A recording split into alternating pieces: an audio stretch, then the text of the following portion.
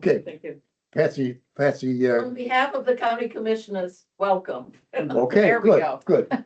Now, would you now want, we're officially started. We'll arise and we'll do the pledge of allegiance. I pledge allegiance to the flag of the United States of America, to the republic for which it stands, one nation, under God, indivisible, with liberty and justice for all. Okay, I'd like to make, I've got an agenda here. We did pass it out to everybody, but I'd like to make a modification of the agenda to accommodate the district attorney's schedule. She's gonna go deliver a. Apologies. No problem. Good. And so we're gonna open, what we typically do is you do a series of walkthroughs of the budgets. And then when it's all done, we'll then say what we would offer for administrative or for other changes, and for cuts. So, Megan, would you like to begin? What do you do here? Yeah, I don't know where you'd like. I don't know I either. think you're fine where you are. Do you want me to just sit Does that there? work? Yep, then I have this script in my back. Oh. Do Do you want to have her come sit up at the table? Would you like, what do you? Here, use. you want to join or you want to? You can type up whenever you wish. Yeah, I was just pointing out. Is that? Takes quite a long. It is. Great, like the chair. Picking you. Yeah. Cool. So That's good. thank you so much. As your illustrious chair just told me, I'm the person that you don't want to meet. And the reason for that is that I'm the district attorney for Kennebec and Somerset County. My name's Megan Maloney. And if you're meeting me in a professional capacity, it's either obviously as someone who's been charged with a crime, or actually far worse, someone who's a victim of a crime. And so I do meet people under the worst of circumstances, and it's a job that I take very seriously. I was first elected in 2013. I care enormously about this work, and I get to work with some of the great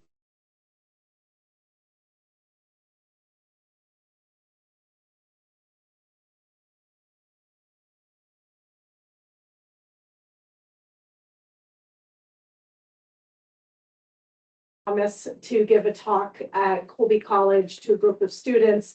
And anytime, and this is for everyone to know, anytime somebody wants to know more about our criminal justice system, I don't care if your group is one person or if your group is 20 people, I'm always happy to engage. So just let me know, right? So I'm happy to sit down and talk, happy to answer questions.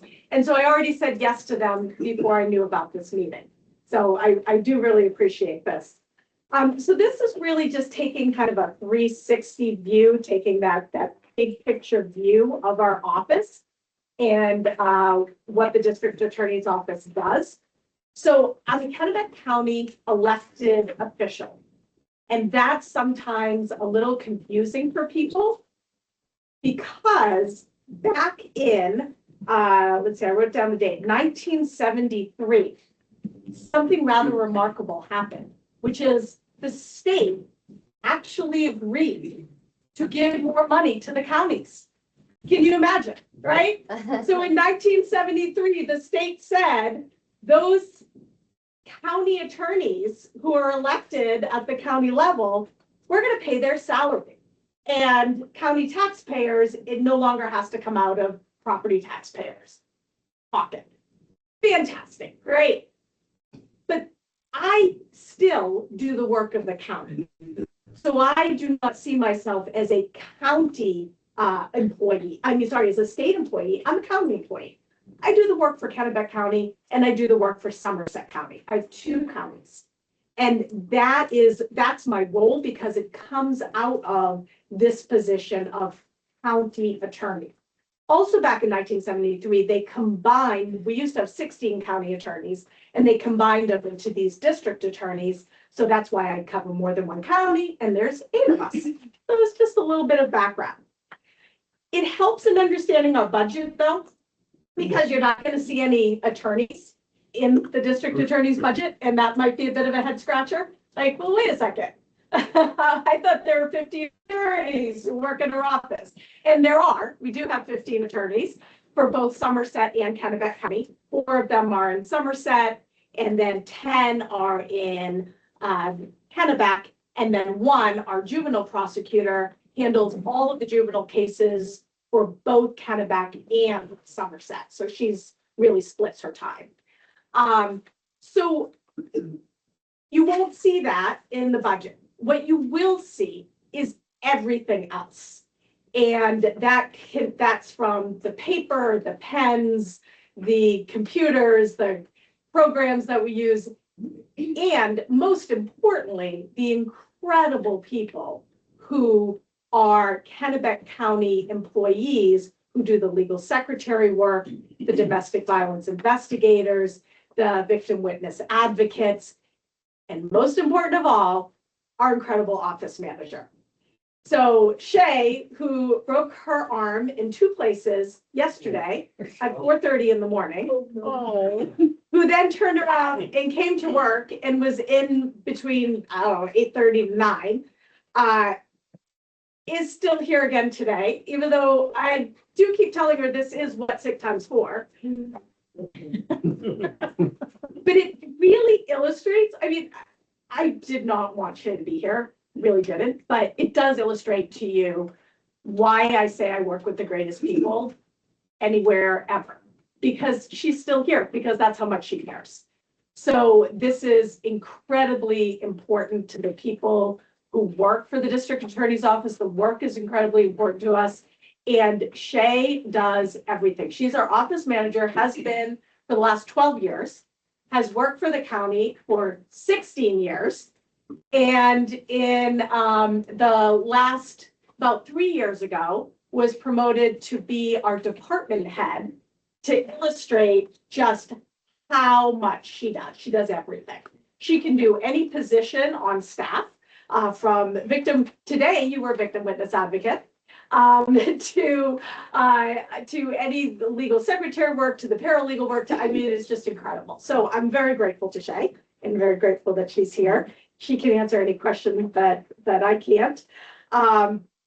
And we currently, and so just what exactly do we do? So every time that a person is arrested or given a criminal summons, all of the information comes to the district attorney's office. So if anyone's ever watched Law and Order, it's not that much, it's not that flashy, but it gives you a sense of the relationship. We work incredibly closely with our sheriff's office. We are so fortunate to have the extraordinary Kennebec County Sheriff Ken Mason, who is just does tremendous work for our county day and night, always there for us. And we're we get to work together to try to keep Kennebec County the safe place that we know and love it to be. So the cases come in, we review them. We currently have 2,091 cases. That includes 3, and that's just for Kennebec County. So I'm not including Somerset. So when I say 2,091 cases, remember, we only have 10 attorneys in Kennebec County, so it's pretty easy to do the math. So we've got a little over 200 cases per prosecutor. That's active cases. Of those cases, 635 of them are felonies, which is an increase of 91.3% since 2019. So our felonies are going up significantly. That's mainly due to the very important work of our sexual assault domestic violence unit and due to a lot of aggravated drug trafficking cases. Since for 2025, so if you look at the whole year of 2025, we had 3,677 adult cases. That doesn't include the juvenile cases. And And I've already given you the numbers of the prosecutors. We have 9 legal secretaries, 1 paralegal, 2 domestic violence investigators, 3 advocates, 1 awesome office manager holding us all together. And that's really our group. Now, last year, you added in our budget the Axon case management system, for which I am so grateful. It has made a huge difference. And so and you will see that again in the budget this year. So what Axon does is it enables law enforcement to upload all of their information into this secure cloud, is how they describe it to me. And it enables the prosecutors to get all of the information simply by logging into the Axon system. When I started in 2013, believe it or not, we got this information on CDs. And if we were still getting information on CDs, each case would have like a stack of CDs. I mean, we couldn't even fit them all in this room because the cases have changed so dramatically because of law enforcement now having body cameras, cruiser cameras, and those are files that are gigantic. And so we have to be given all of that information. I do sometimes have defense attorneys say to me, could you just give me the relevant information so I don't have to watch all of it? I'm not allowed to do that. I have to give them everything. And I do think it's funny that that question comes from them. They know that I can't do that. Because what if there's something that I think is relevant, but they think something else is relevant, right? They have to watch the whole video. They have to decide for themselves what is going to help their client the most. So we have to give them everything. And this system enables us to give just links to the defense attorneys instead of these literally these CD-ROMs that we used to burn. And when new information comes in, we can just send a new link. It enables us to cut down the video. So for example, sometimes people, when they're in custody, will say things like, well, the last time I was arrested, the officer was nicer than you.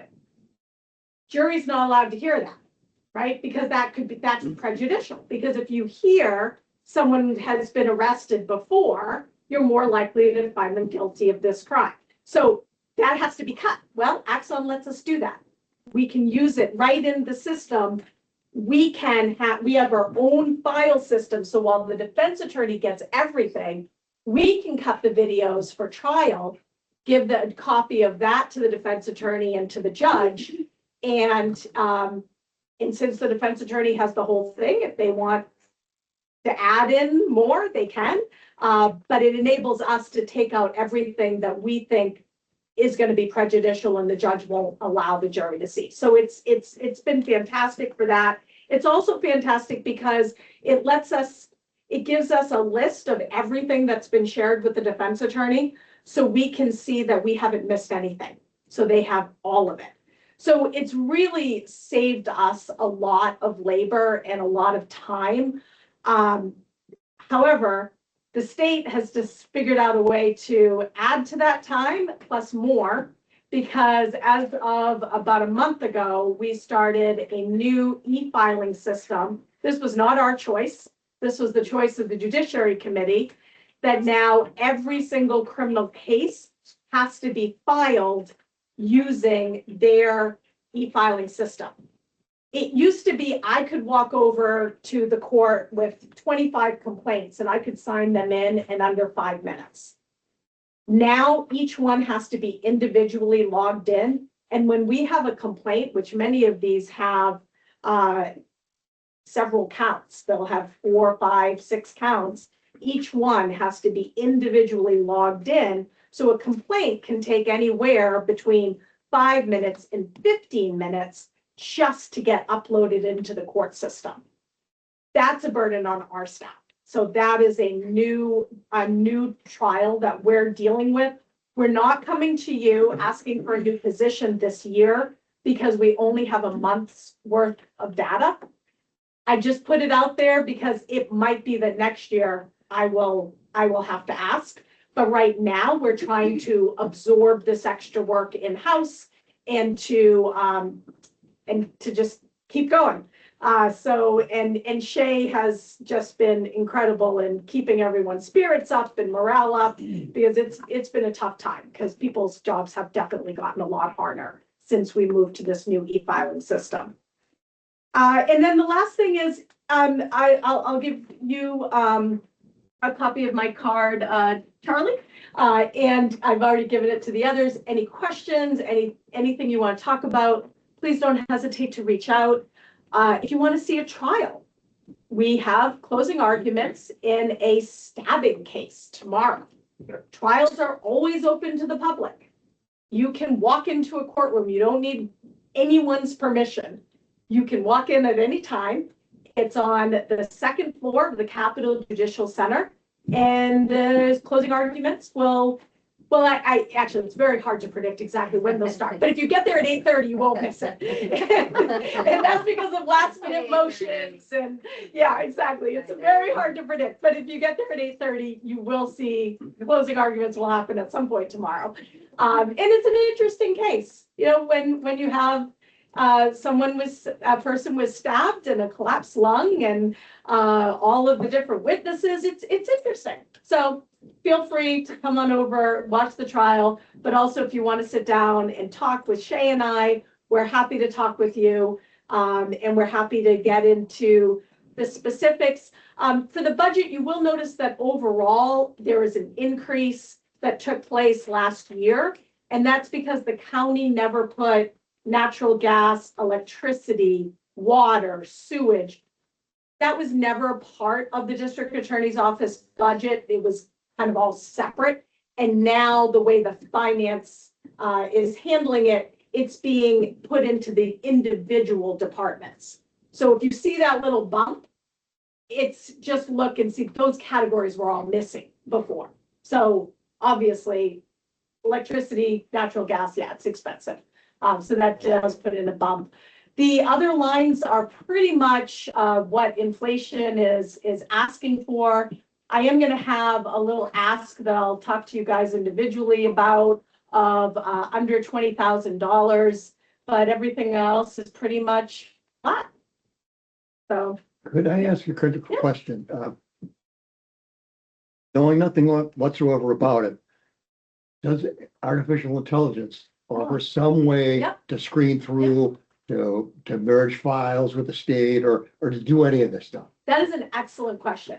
Well, thank you. Yes, it really is. And actually, Axon uses artificial intelligence in the sense, well, I'm not a computer person, but I think it's using, and maybe it might not be the right word, but I now get a transcript of all the videos.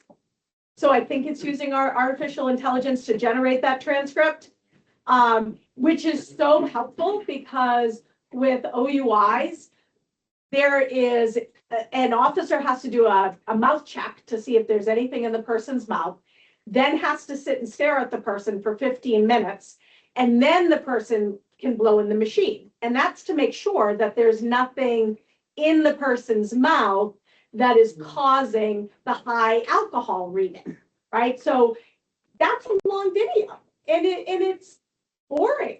As for the most part, you're just watching someone sit there for 15 minutes and we have so many OUIs.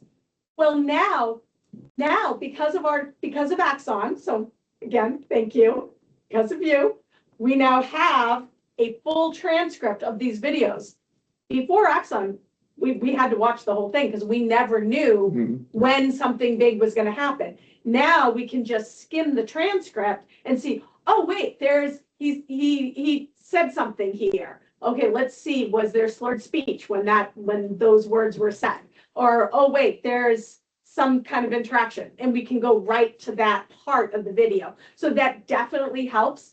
The other thing that helps is we do have this extraordinary paralegal, Val, who came and talked to you guys last year, and she is working with the with this group at the state level. It's called, let's see, well, you don't care, but it's an IT group. So she's working with this IT group. She's our representative.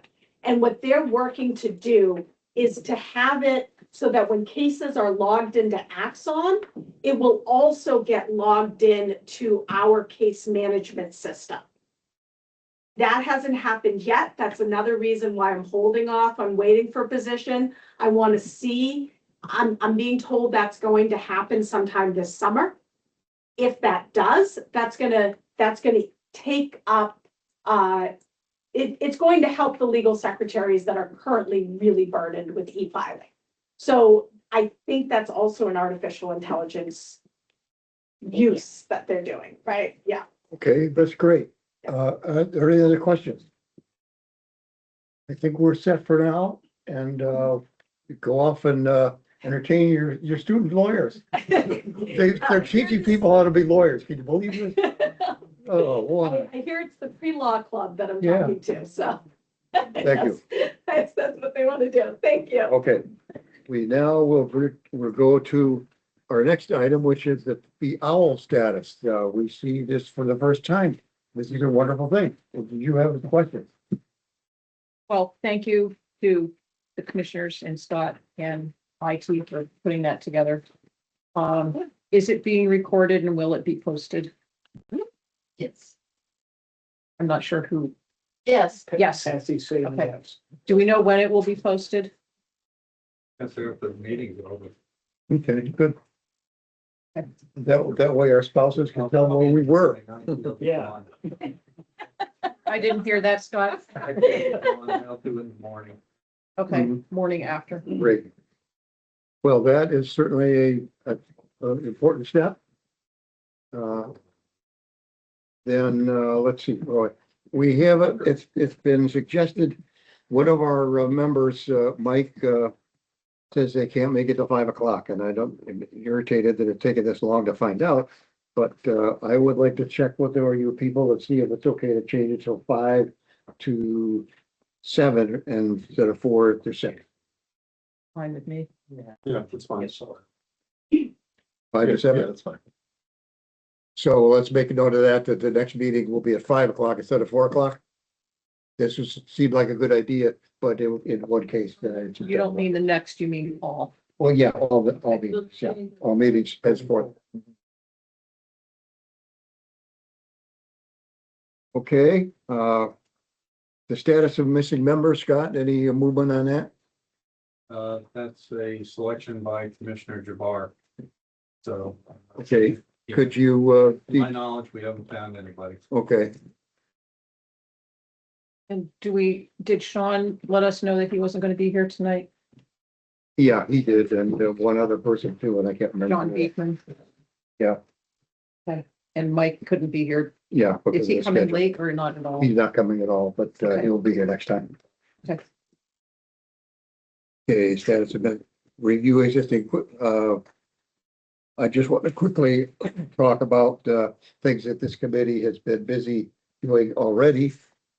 This included a really great field trip with, the facilities people, took us to a whole lot of the, I think we went all the buildings, right? We got good case there was made for how to whether to take a fellow who was previously on a contract and put him on salary. That was a great idea, and we also met our wherever he is, Macro.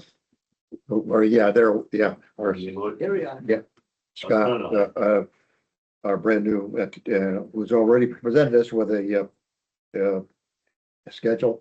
And what other thing we've done? We've done other things, right? Eric, do you want to talk about our meeting with the jail administrators? Sure. So it was several months ago now that we did sit down with the jail administrators and talk about their staffing plan and some challenges. And they really provided us with a more in-depth analysis of exactly how they arrive at a staffing plan, how they're allocating resources on demanding periods, as well as their plan for attracting, training, and retaining staff. We asked them to do a little bit deeper analysis for us, which they did, and provided us with really some more data, but also provided us with, a high degree of confidence in their understanding of their operation, which was really helpful when we're evaluating their asks for resources going forward. So that was time very well spent, we felt, as a committee. So appreciate the time they spent on it as well, because it was a time-consuming endeavor for them to dig in and do that additional analysis for us, but we certainly appreciate it. And we also had a just chat with the sheriff on the same matter. And we had a very productive conversation there. So we feel like we've gotten a better background on several aspects of the budget. Which then brings us, I think that's about it, although you don't think of anything else we've done, do you, Scott? Yeah. So we're now working through the schedule of agencies, and was it sheriff was next? Corrections. Corrections, which will be? Well, Corrections will be the first up to bat, Okay, because it's the most complex. okay, Charlie. I'm Ken Mason. I am the sheriff here in Kennebec County. Enjoy serving the people of this county. I love what I do. So diving right into the jail budget. I am responsible for 112 staff members between the jail and my staff at the SO, which includes the civil division. And ultimately, if anything happens, it all goes on my shoulders. But I'm really lucky to have some amazing people that work with me. They don't work for me, they work with me. And one of those people is Captain Brian Slaney and Lieutenant Corey Goodchild. I also have my chief deputy, Chris Reed, who he has been in the business a very long time. We worked together for a very long time. I can take vacation. I don't worry about things when I go away anymore, right? I'm going to get Captain Slaney right up here to dive right into his budget. I think I've met most of you before. So overall, for this FY 27 budget request, we're asking for a 2.8% increase to the jail budget from FY 26. Many of those increases are contractual increases based off wages, benefits, insurances, things of that nature. Can certainly go down through every line, or if you have specific questions about lines, I can answer them for you. I did want to touch on overtime, as I know that that's a big conversation that we usually have, and just kind of go over what we've done the past couple of years with several of you on the budget committee. In FY 24, when I was standing up here, we were talking about wage increases for the corrections officers that were passed. During that time, when I was requesting those wage increases, we were averaging 53 overtime shifts a week due to short staffing. So that was approved in the first half of FY 25. Again, it was 53 overtime shifts a week. The second half of that FY 25, we dropped to 38 overtime shifts a week. So those wage increases allowed us to attract the staff and help to retain. We ended that FY 25 about $40,000 over budget in the overtime line. We had $865,000 budgeted. So there was some overage, but again, we started trending in the right direction. We then met last year at this time, and I asked you to talk for frozen corrections officers positions because we were able to hire to our fully staffed limit at 48 in FY 25. So that was approved. And as of today, when I stand in front of you, we're averaging 30 overtime shifts a week currently. So again, we're headed in the right direction.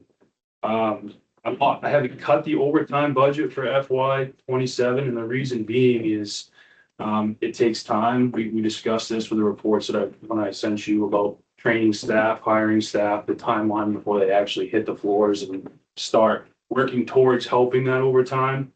Also, I think you're gonna start to see the benefits around this time next year.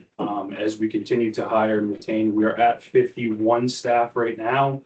We have several interviews pending and we'll be fully staffed with all going well. Our next class is in April and that'll be. Could you go over that for the benefit of people here who may not have You're talking about before, that the schedule is a little more subtle than. Yeah, as far as What new you- hires, I can give Yeah. you the Yes. data on it, yeah.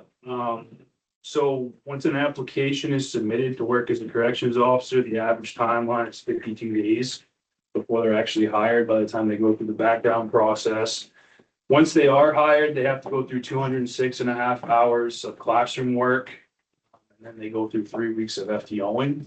Within the first year of their hire, they have to go to the Corrections Academy for 5 weeks, and they also receive sick time and vacation time. So the actual first year of a corrections officer starting and working about 66% of the time on the floors. So that's not really affecting, right, as much as we would like. So after that first year is really when you start seeing those benefits of them being assigned a post and affecting that overtime, which is why I didn't decrease the overtime for this FY 27 budget. But as things continue the way that they are, I'm cautiously optimistic that we can start to see a decrease in FY 28. Now, that depends on a lot of outside factors that I can't control. Wages are a big thing. Their negotiations are up for contracts, and depending on wages are and where people are, that's really going to dictate if we're still in the same position that we were. But I can tell you that wage increase that was offered in FY 25 budget certainly helped us, and we're trending in the right direction. Fantastic. Can you go back through the numbers again? You're really quick. Yeah, sure. So I had the 206.5 is the classroom. What was the next one? Yeah, so they go through, they have 3 weeks of FTOing, training, FTOs. a field training. They're assigned a senior officer, and they go through and they actually do the job. They have Thank to you. pass several, exactly, right. The performance has to be there before they're signed off to actually go and work by themselves. Right. They then go to the Corrections Academy within the first year, and that's a 5-week academy. And that's all paid for out of our budget. Correct. We pay for that out of our training budget, and then we backfill, really, we're paying overtime to have the Yeah, staff here to make up for them when they're not here. So it's quite a cost. So, and then they have vacation and sick time as well. They earn new hires, it's exact, I think it's 10 days within their first year. It could be wrong, could be a little bit more. 5, 6 months to a year. Yeah, so between that time that they earn and the time that they're training, will work 66% of the time. Within that. Could you also, thank you. Yeah, you're welcome. And could you also, for the record, and the people here, explain about, when people are transported places and when you have hospital Yeah, sure. visits and how that affects the shift schedule and overtime? Sure. So out of those 30 overtimes a shift that I said we're averaging a week right now, 10 of those shifts are on average are training shifts. So those are those new recruits that are here that are at the academy or going to a mandatory training or having to be someplace other than working the floor as opposed. Hospital, we average 7 shifts per week right now. That's where an individual that's in our custody needs to be sent to the hospital for whatever the reason may be. Oftentimes that requires admittance to the hospital. Anytime somebody leaves this building, there's an officer with them all the time, sometimes 2. So those are overtime shifts that we really can't plan for. Vacations are 7 shifts a week we're averaging right now for overtime, and then call-ins or people being sick are 6 shifts a week. So the hospital and the call-outs and really the vacations are things that, we can plan the vacations. I shouldn't say we can't, but the hospital certainly is something that was really out of our control. We have no idea what's going to happen.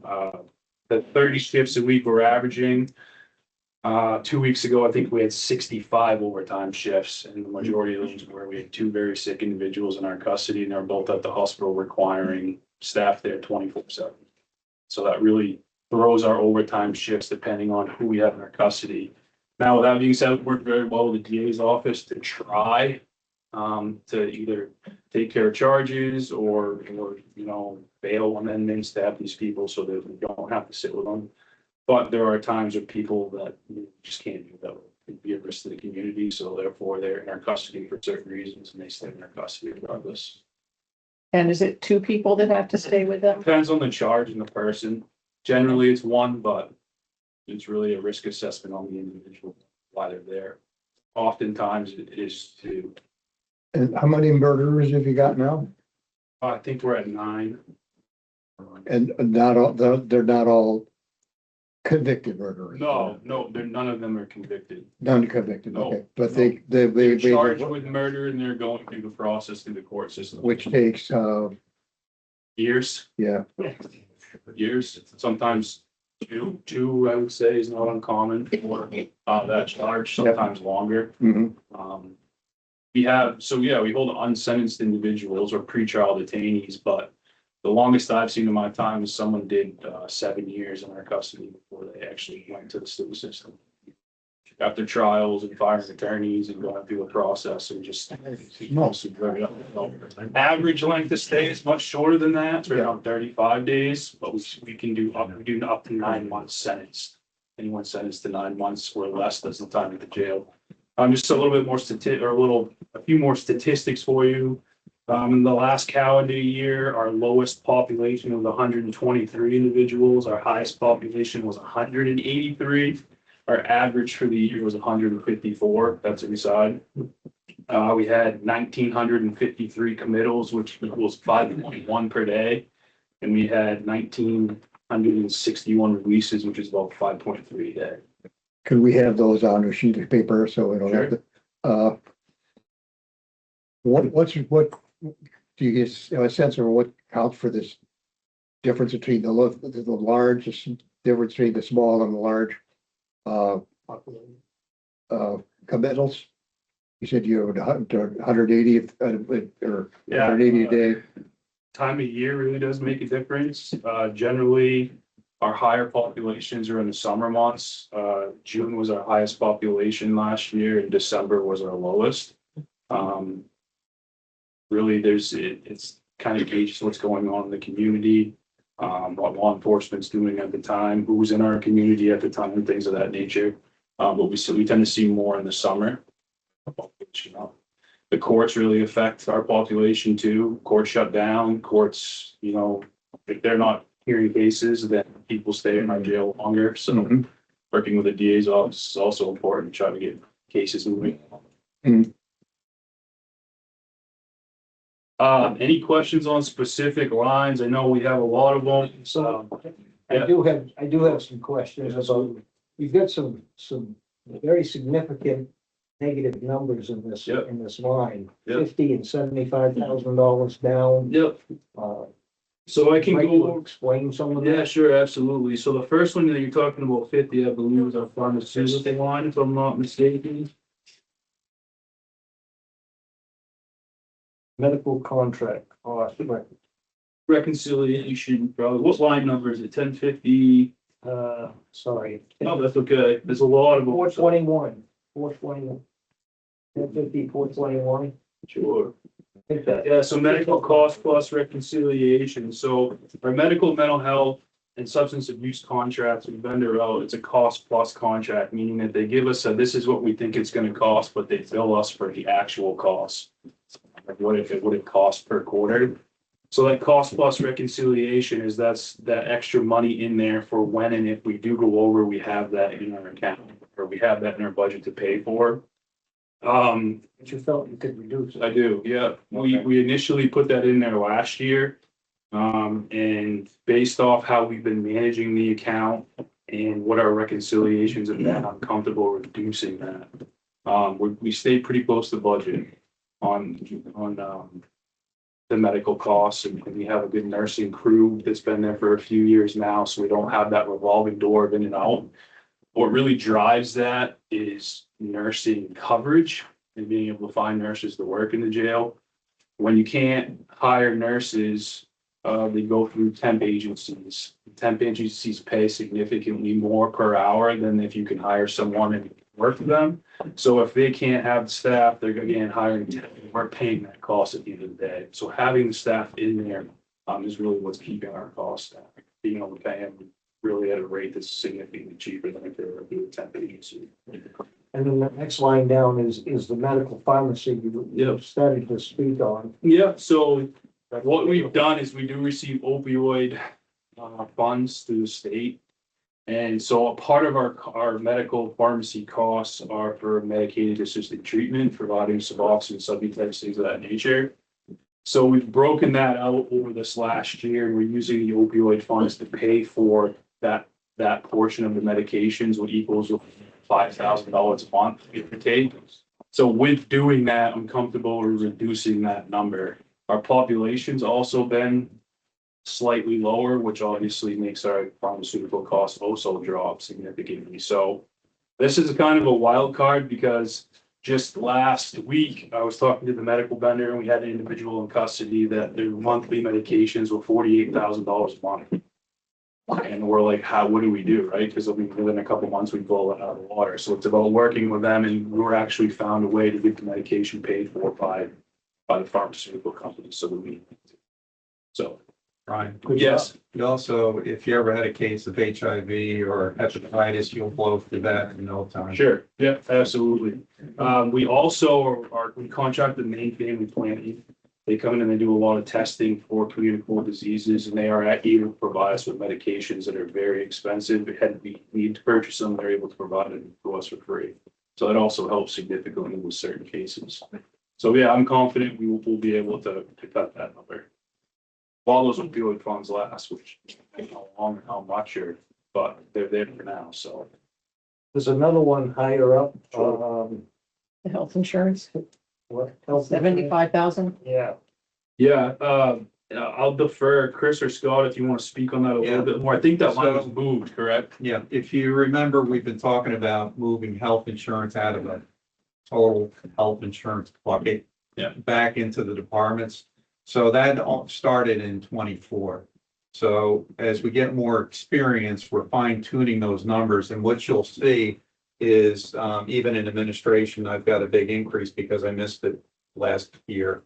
So you'll see those numbers, they'll start to normalize probably with this budget and the next budget.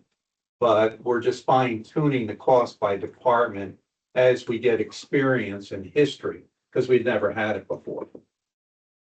So thank you. This line says that there's not going to be any, this is the health insurance cash in lieu. Oh, well, that's cash in lieu. Okay, so cash in lieu, sorry. That's okay. All right, so the cash in lieu, we've taken the cash in lieu, moved that up into administration so it can be managed. All right, so we don't know on the cash in lieu who's going to take medical from year to year and who's going to actually claim. Because what the county does is it pays a portion of the health premium back to the employee for not taking health care. Right. So we manage that up in administration, and then once all the payments are made, it comes out of administration and funds those budget lines throughout the budget. So part of the issue here is, we're moving it around is what's happening. So each year you're going to see in the departments, nothing. It's all going to be sitting up in administration. And then once the checks are cut, then that money's moved down to each department and funded accordingly to how much they need. And you mean the administration department, not Yes. administration in each department? Administration in the administration department. Thank you. Yeah, we moved a couple things up there because they were just sort of hanging out there and nobody was really managing them. Hmm. So, now, once the checks are cut, I send something over to finance, they move it down after approval from the commission. Move those budget adjustments down to each department. And then that number will be fine tuned as we get more and more experience. But we don't know from year to year who's going to take healthcare and who isn't. Had you talked about the 30,000 reduction that's professional services, other? No, so that is tied to our medical contracts. That $30,000 was added in there. When we first started with our contract with our medical vendor, we had some significantly large reconciliation. The goal was to have that money in there to hire a contract monitor. And then we were going to use those services that didn't end up going down that road or actually finding anybody one and didn't think that it was worth that money, which is why it's cut it for this year. Brian, Yeah. how do these numbers fit with the, do not pass go news we had about the second year in a row, they're not giving against any more money. Or is that from the state? It's from the state. How do those fit together? Well, I mean, if you look at our revenue portion, the revenue that we've anticipated for this FY 27 has dropped slightly based off what our guesses are, I should say. Yep. It's always tough to know what we're gonna get.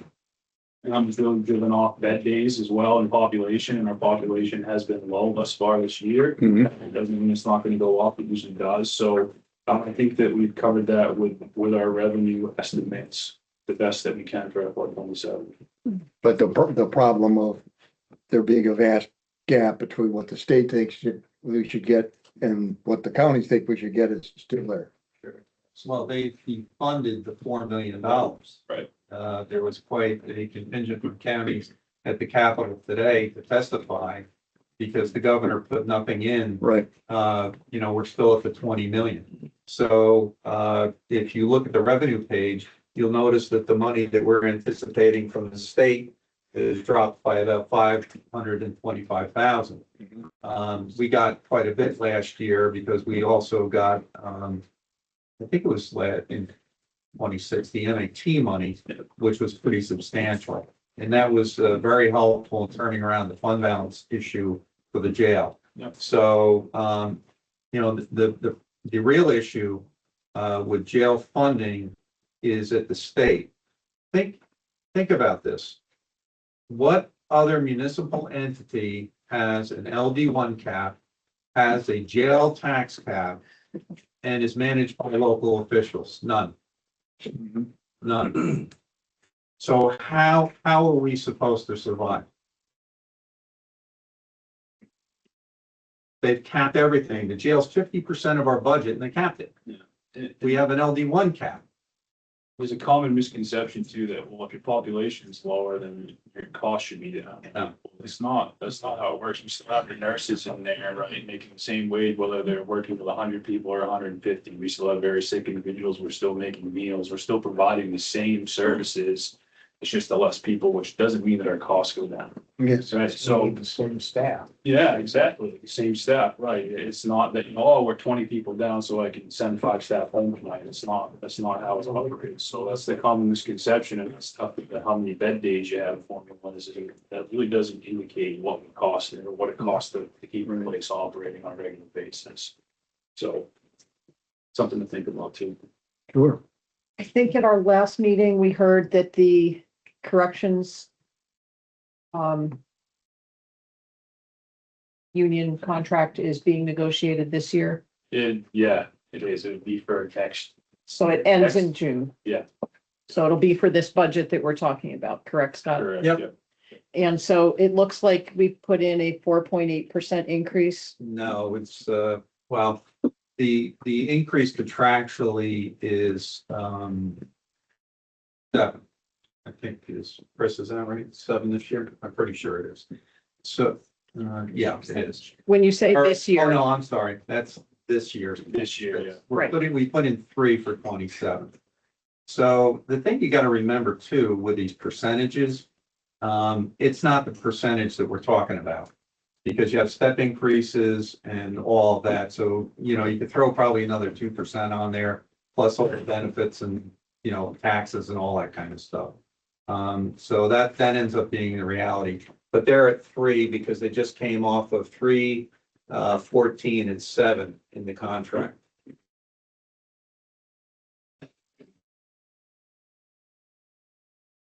but that's not decided. That's just what we're offering.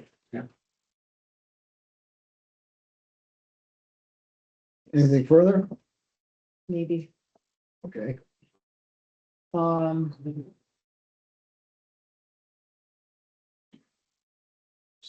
When we have increases at the top for jail administrator and assistant, those are just actual wage or salary. That's not benefits. Benefits are down in the Yeah. lower lines. Correct. Okay. And I think you had told us at our first meeting this year that we were looking at something around the 3% line for the non-union employees. 3.5. And so this is not, so So there were special requests that were made to the commission, salary adjustments. Okay, And I think the jail administrator and the assistant jail administrator were awarded or given through the commission's budget additional percentage increase. okay. And those are already contracted or Now, approved? they're non-bargain positions. But so have they been approved by the commissioners? Correct. So if So we they're in don't fund, so they're in here. So, Correct. and it was based on a wage study that was conducted by HR. I just want us all to be on the same page so we know what we're talking about. Yeah.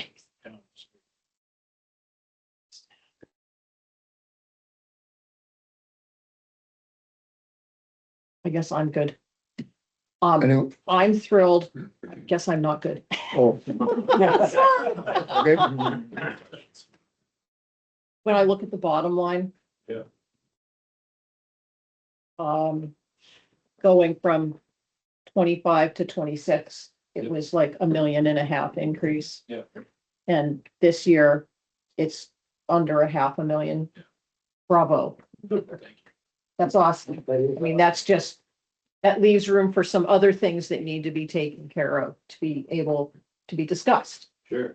And just to point out too, we have biennial inspections. The state comes in every 2 years and inspects us, right? So for the fourth year in a row, we received 100% compliance on every, and there's 296 folders that they go through and they really go through the fine tooth comb. So to get 100% on everything once is pretty extraordinary. So to give that 4 years in a row, I don't know of any other jails that have done that personally. So we're able to run it effectively and efficiently for what we have in the budget. So it not going up significantly.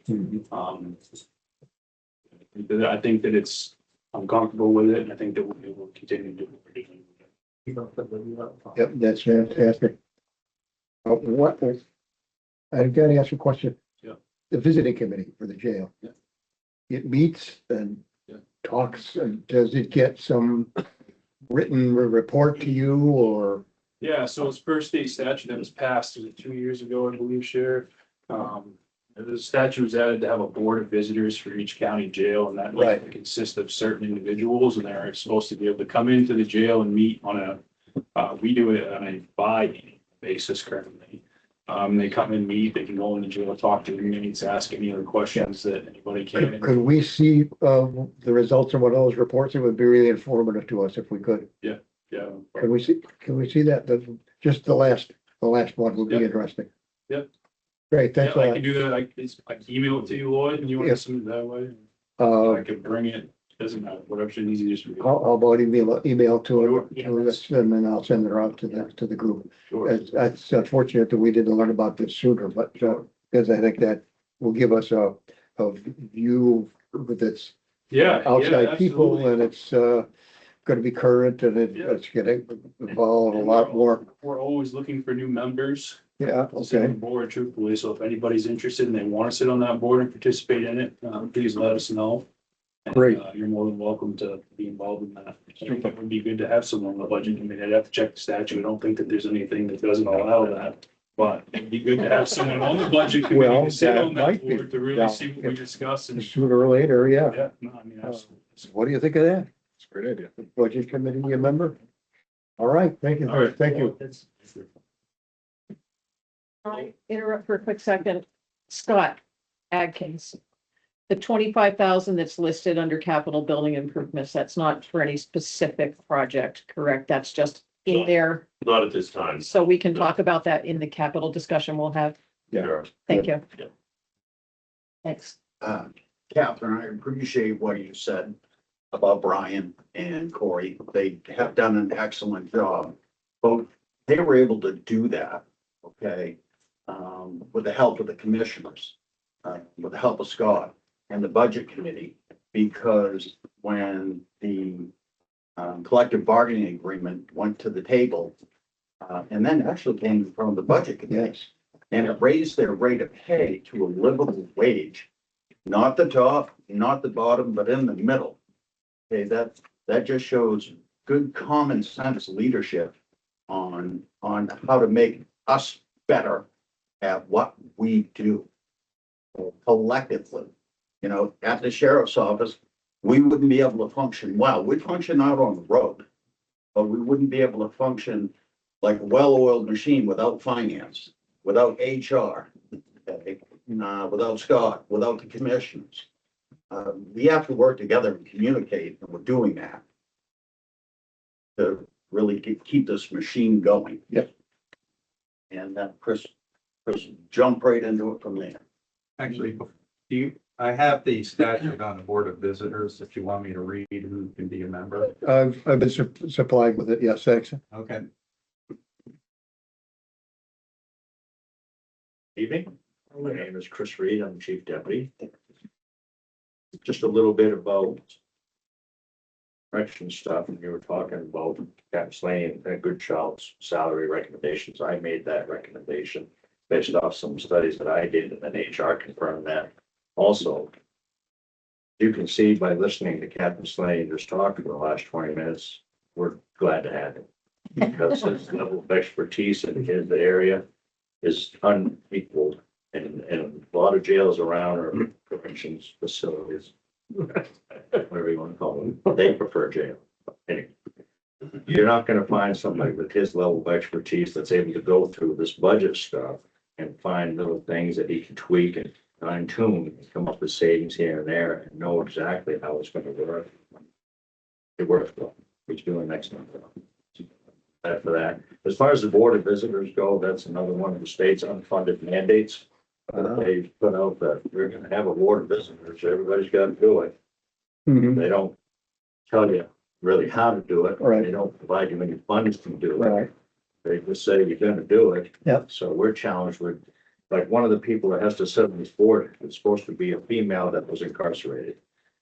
Well, it's kind of tough to find someone to fit that bill that's willing to volunteer their time to come in and sit with us and do this. I mean, it's just, are you saying that at the moment you haven't been able to find one, or I don't believe we do have one right now, nor have we had one for quite a while. I can understand how that'd be a challenge. Like Chris just said, they're making volunteers. They're Yes. telling them how to do their job Yeah, and not paying them a cent. we're not paying attention either. Works against itself. Yeah, but we were silly and volunteered to do the job we're doing elsewhere, so. So that's all I'm gonna talk about, correcting stuff. I'll move on to the law enforcement budget. You'll see some increases there. Most of that has come through, we're trying to tackle the overtime budget. We budgeted for this current fiscal year, $300,000 in the overtime budget. I think right now, as of January, we're about 317,000. So just over halfway through the year, we've spent it plus $17,000. Last fall, we were in a perfect storm where we were down like 2 or 3 deputies. We had to send 2 to the academy. And so we were down like 5 deputies. And of course, we have all these shifts that need to be filled. And one example I can use was for September. Last September, we had 30 ordered shifts. And we usually average 5 to 10 a year. We did 30 in September. It was just, the deputies were working a lot of overtime because we need somebody to come in. We can't just say, well, we're not going to respond to that call today. We'll try to get to it tomorrow. It's just not an option. So we have to get people to come in and work. And the only way we can do it is, by the way you're ordered, you're going to miss your son's ball game or whatever. Sorry, it is what it is. But anyway, so a way that it works for the jail to kind of reduce their overtime budget was to increase staff, increase wages, increase staff. So you have less of a burden on the collections unit there. So you're seeing a gradual decline in the line. Yep. And that was what my proposal was, to increase our patrol staff by 2 deputies. And I think I emailed a study that Lieutenant Johnson done showing that we probably should have 17 deputies to cover the call volume that we have in population density and stuff like that. Right now, we're currently running at 13. We're slated for 15 budget wise. We're short, we're down 2. So currently we're running at 13, which still creates some overtime. We're glad we got our guys back from the academy in December. That's great. Getting slots. Will be trained. We're still down. Hoping that's gonna change once we start getting into around July, because they're getting a big bump in their raises. I'm hoping that that's gonna start attracting candidates to come work here. We've done okay, but it's kind of slow right now. Yeah. We don't have a lot. You'll see the blue, one of the lines that was increased for the Blueprint buyout line, we increased that to 50,000 because of the current full buyout for someone who was certified from another agency. For example, someone goes to the academy from another agency, but then they want to leave, come work here, we have to buy them. And a full buyout is just over $48,000. That sounds like a lot, but when you calculate what it costs for us to send somebody, the academy cost is about $3,500, but then you've got to calculate the overtime on that slot while they're gone. It actually works out to about the same. It's right around $48,000 to $50,000, depending on who works the overtime. So the Blueprint buyout line, that was one that was increased significantly because it's worth the money. It's the same cost and you get them faster rather than having to wait, go through training for 3 months and then 18 weeks at the academy and then come back.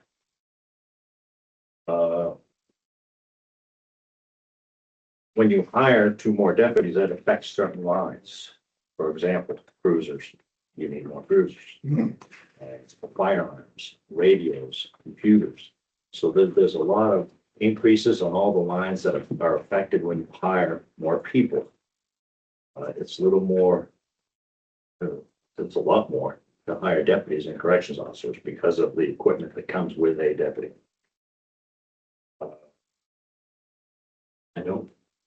So, the total to hire somebody right now, I did an analysis, actually, Tom Beatty, the office administrator, did it for me. And when we hire somebody and we used a step 3 average for wages, we total up all the costs with benefits and wages and car and everything, is almost $190,000.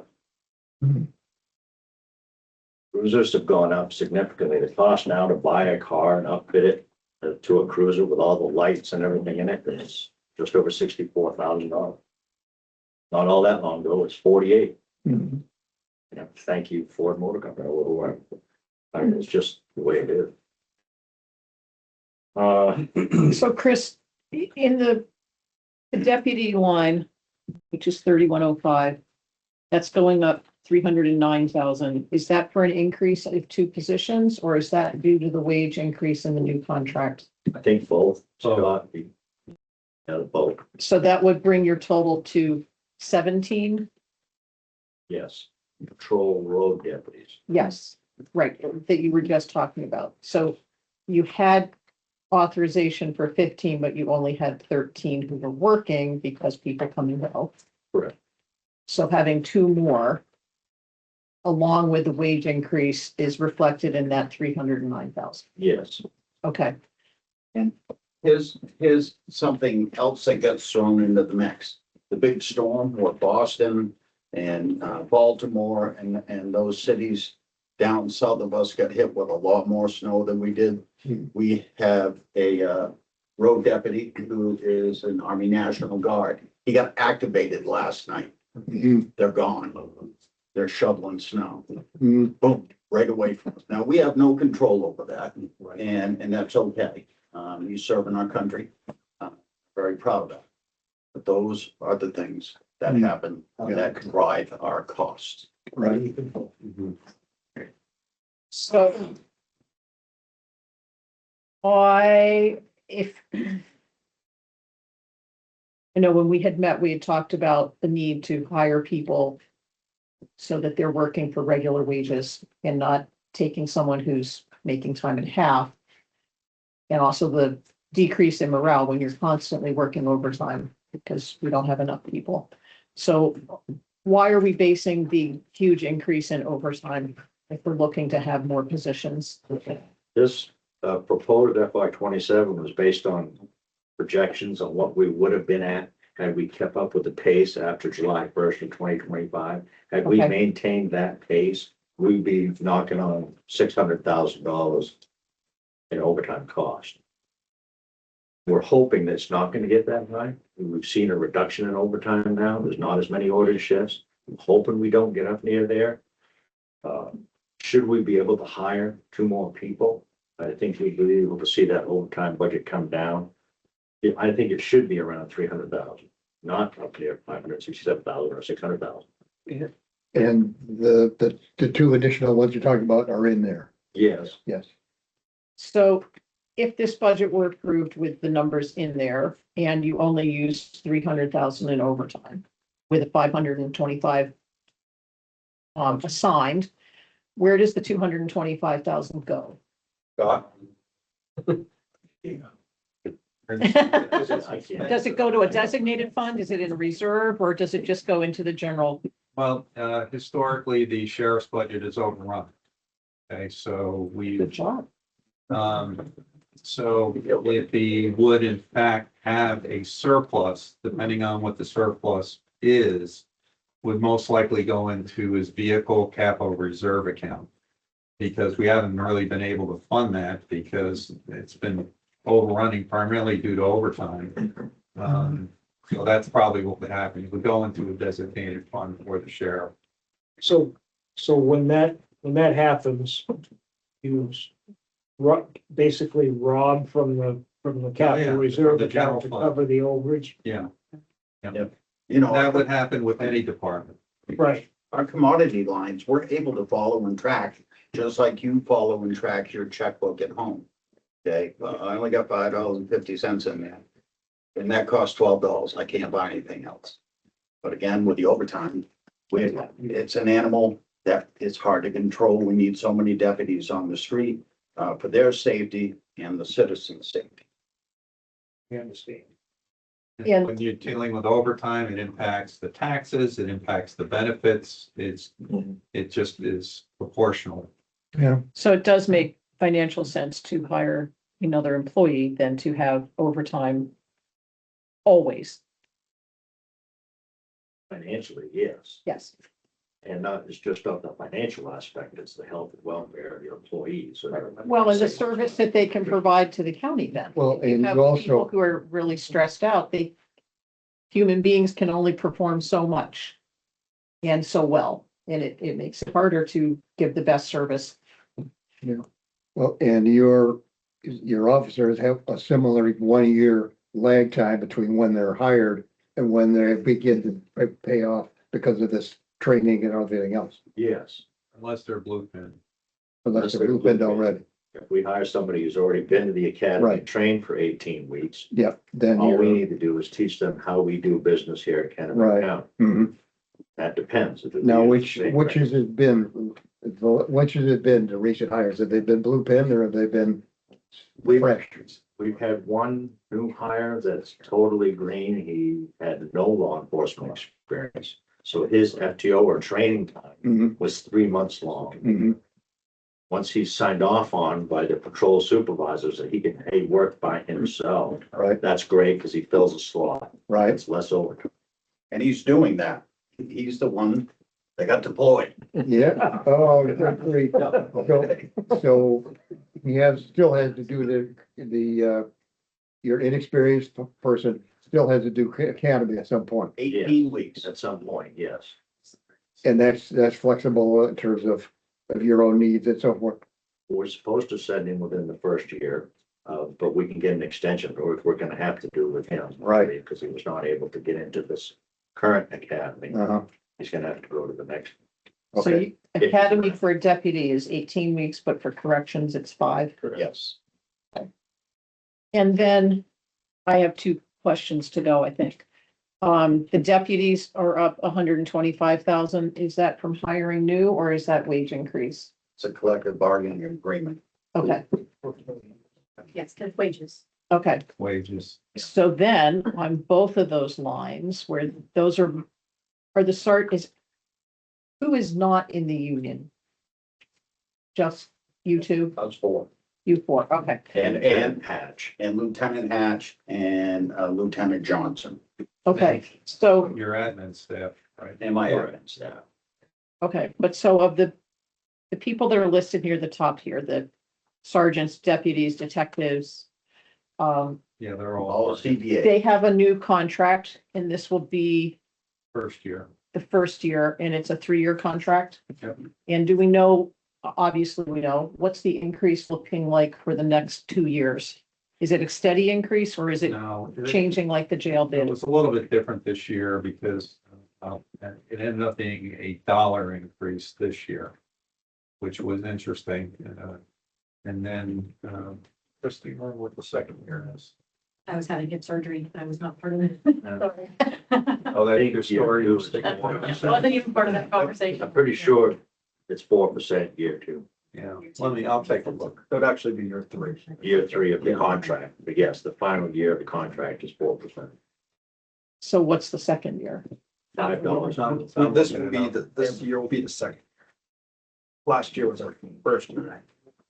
Right, the year we're in currently. This dollar increase would be the second year of the contract. Then Okay. we'll have one more percentage increase the third year. And so is that how it went? It was like $5 this year, $5 next year, and then 4%?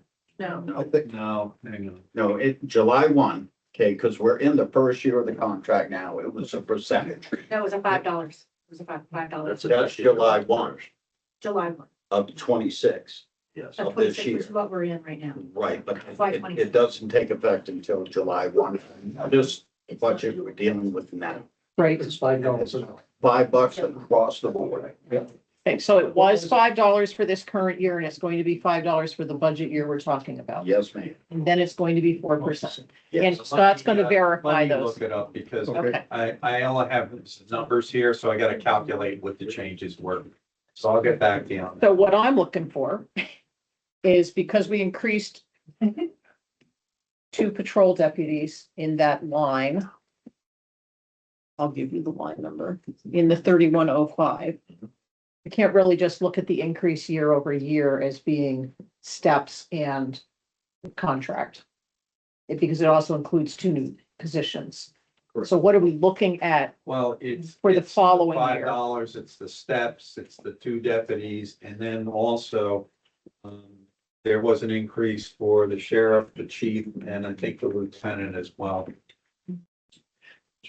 So I'm just looking to see what are we looking at as a round number for the coming, not the Yeah. fiscal 27, but the Yeah. next one. Because I'll, it helps us to predict. I mean, we're looking at doing a capital budget and we're trying to look ahead for multiple years to figure out how we can start to afford the things that are necessary.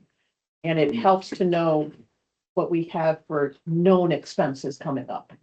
Is it $1 million? Is it 500,000? Is it $1.5 million? I don't care if it's 22,000. We're looking for FY 28, correct? That's what Yeah. you're looking for. Yeah. A round number. Right. yeah, Around them. I didn't know. It's probably more than $50. Yes. Well, if it's more than 10,000, it'll probably matter. Thank you. That's what all I had.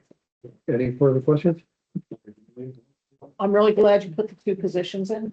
That's something that we had talked about, and Eric, you couldn't be there that day, but it's the same conversation we had with Brian and Corey. Just feeling that it's much more fiscally responsible for the county to pay people to work than to pay people time and a half to work too much. And I feel sure that July 1, when these hardworking folks get that pay bump that they deserve, okay, that is gonna draw people. I mean, we're drawing people here for the money that they're making now, because this is a good place to work. All right? So I'm confident that we're gonna be able to get our staffing up and, level this out. But we never know what happened on December 14th. I had 2 of my deputies and 1 Augusta officer involved in an incredible shootout right here in Augusta. And, they were gone for months because they need that time to decompress and go see professionals to make sure that they're okay. We never know we're gonna run into this. This is a dangerous time. We're fortunate they're only on typically that's 3 and 4. And then that gets picked up with overtime. Oh, yes. I mean, overtime is nice. I mean, that's good money for people to make overtime, but you don't want to be working time in it. You don't want to be working 60 hours a week your entire life. We don't want them working that much. Yeah, They have families. that's right. It's not good for morale. Been there, done that. Oh. Okay, thank you very much for your thoughts, and we'll have some other questions, I'm sure, and if you come up with bits and pieces that you think would be useful to us, get to it. Thank you very much. Yep, good. Okay, we now move to what's the, We're down to the DA, which we did in Superior Court, but that was, was that Shay? It's only like 700. 700? This every part. You look at the top line in your Okay. sheet. 750, I think it is, So do you want to do executive administration, which is next? or whatever you guys want to do. Well, we'd said we'd go down through the list, right? where is that list, Here, it's the order of the tabs. executive administration, sure.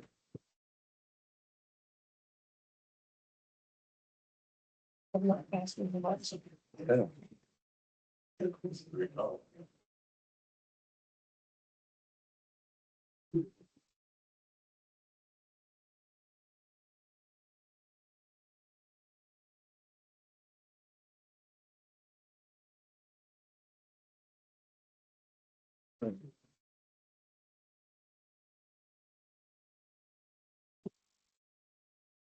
Okay. I'll just focus on the big items. Yeah. So, if you look at the, like, employee health insurance, like I mentioned, you'll notice there's a significant reduction there, and that's because we're still trying to figure out where they should be based on the different plans people are on, and people change their plans. So when you have like 3 people and they change a plan, it's gonna make a shift. Mhm. So, let's see. The main paid family medical leave act, 425%, but it's only $315 or $517. So you got to watch the numbers. If they're small, it's going to look like a huge change. Legal, we've had a lot of legal activity lately. We've got one particular lawsuit against the county, so we're expecting increased costs there. So, we're not sure how long that's going to last, but our legal fees have increased over the last year or so. And you can sort of see that in the actuals. So that's pretty much the big items in executive. Okay. As far as administration is concerned, so there's a big increase on employee health insurance, okay, because I underestimated last year. So what you're going to see, if we look at all the different lines for employee health insurance, is there's going to be puts and takes throughout the budget. Okay, so if you want, I could probably put a summary together so you can see what the net effect of all those throughout the department is. It would be easier to track it that way. Yeah. Well, we're changing sort of the theory of budgeting at the county as to what does it actually cost to run this department? Instead of burying it down in an employee benefit line or pension line or something like that. So now you're actually seeing what it costs to run this department. And really for us, that was sort of the big driver to our increase in our budget. So we did have a main PERS increase again. We're basing that on salaries and things like that, and we're doing a best estimate. Now I'm getting history on these lines because we never used to break out 401A, 457, and main PERS. Used to be all lumped in one line. So now we're getting the history and we can see the detail. Here's the health insurance cash in lieu. That I don't have a budget in there for that. Hang on a minute. It's down a little bit further. Yeah. Yeah. Oh, $39.99. Okay, Yeah. so that number there is huge, right? And you're like, well, geez, what happened? That's the number we're moving down to the other departments once we know what their actuals are. Gotcha. All right, so what I can do is I can, collapse that line and we can take a look at that. And actually, Caitlin, if you could keep these lines for me, so I remember tomorrow to collapse these lines. So one is the health insurance line and the other one's the cash and move. Because they again, were sitting down at the bottom of the budget, and it was like nobody was really paying any attention to them. So now they're up here, I'll be paying attention to them, working with Scott to put them into the departments when the actuals come in. And then we'll fine tune that number as we get more and more experience. But again, that's another one. Who's taking healthcare and who isn't? So that's something that, we are gonna have to just sort of get experience on it. Increasing the training and education line, only because we've got professionals in our organization that have certifications. They need training to keep up with what's going on. As you all are dealing with the Paid Family Medical Leave Act and all the different things that HR has to deal with. And now with how everything seems to be socially based and the issues that brings to managing employees, these folks need to be trained. And to be honest with you, between certifications for finance, certifications for HR, and then myself, I mean, this is the day and age we live in. You don't want people who are just guessing at what they think, or, hey, you know what, that town or that county did this, so we should probably do that too. I'll be honest with you, that's not how I operate. I want to know what the right answer is. And I want people that are qualified to give that answer or find out what it is. Let's see. So those are pretty much the big ones. Oh, and then legal here, because the legal costs across the county have increased. Either it's employee driven or non-employee driven.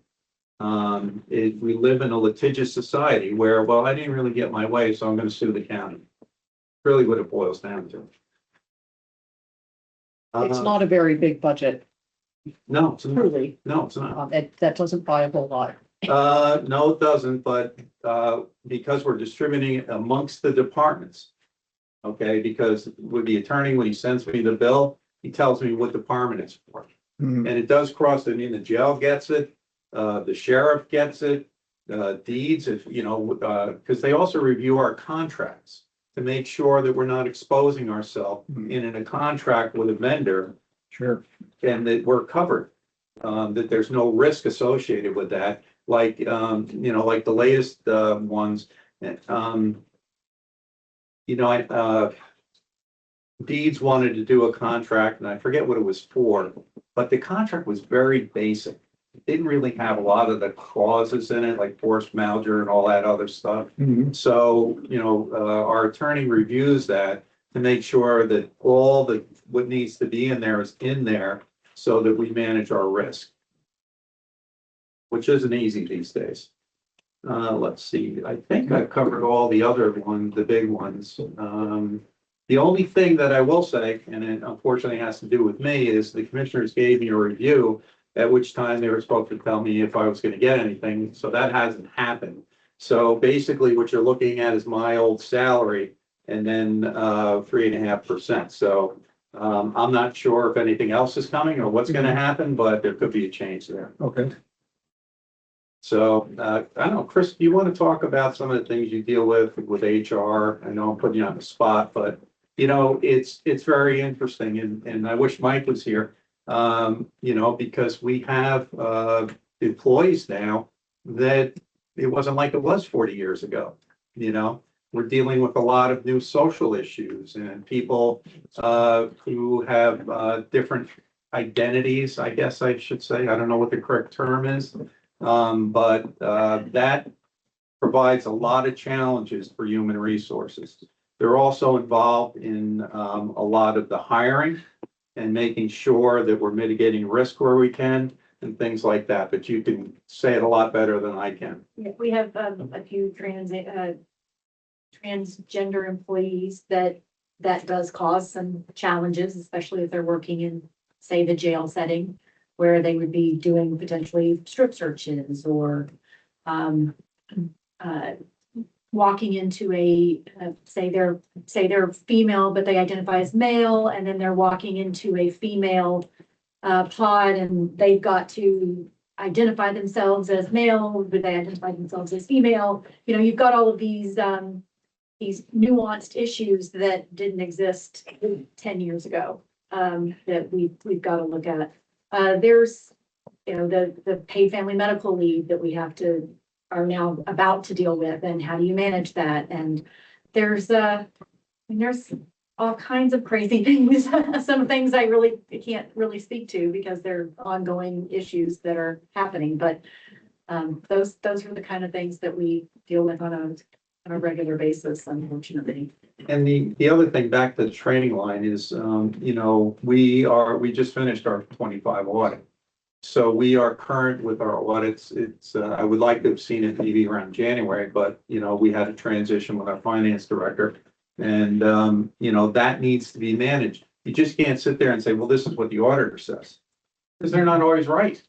You know, when you get findings, I push back on findings. I said, well, what do you mean? You're quoting this statute. It doesn't even exist anymore. It had to do with the jail. So, you know, we push back on that finding and say, you know, this isn't correct. That statute was repealed. So you can't consider that a finding anymore. So, you know, it's great having Scott on the team, because we sit down, we talk about things, and right now we're talking about what are the projects that we need to work with Dan to tackle next. And I think the conclusion is the elevator issue is probably at the top of the list. I don't know, Dan, you may have a different opinion, but I don't want to get stuck in the elevator. Not that I use it much, but you know, the problem is we have these aging buildings. I think it's 1826, 1828, and then remodeled when? I know nobody's here. And then this is 1960. So the buildings are old. Even the new ones we bought, we just had to put a rooftop HVAC system on that. So we're able, we leveraged the ARPA money to the best of our abilities by putting new roofs on most of the buildings. I believe in sound roofs and sound foundations. That's what keeps the building. So that's been done. But there's these other little knick-knack things that just drive you nuts. But the elevators are another big thing. We just did the main elevator in the jail, what, a year or two ago? Yep. Yeah, I mean, if that had crashed, it would have shut the jail down. It doesn't, but it causes incredible stress in the building. Yeah. All So, the food has to be delivered by hand up 3 floors, which causes back injuries, and it's the artery of the jail. so, you know, back to executive, that they're pretty, you know, that's a pretty straight budget. Legal's the biggest thing there for them. I would say that attributes to most of their increase. And then for administration, it's really the health insurance. So if you have any questions, I'd be happy to answer them. I got 2 copies of the DA sheet. I didn't get an executive sheet. Oh, okay. So Well, I don't need it tonight. It's okay. I got it right here. Oh, okay, I'll take it. It's not in that format, but you can look at it.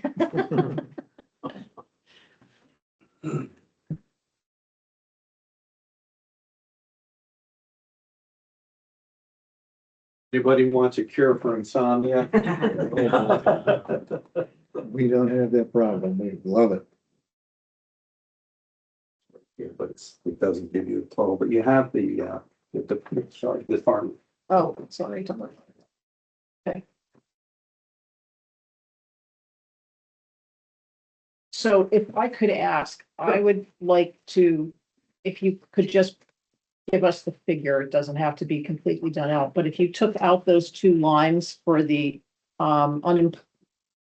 the health insurance and the cap and lieu, it'd be interesting to see what the change is. what the change is, because those are not really part of your budget. They're Well, actually, hold on. placeholders.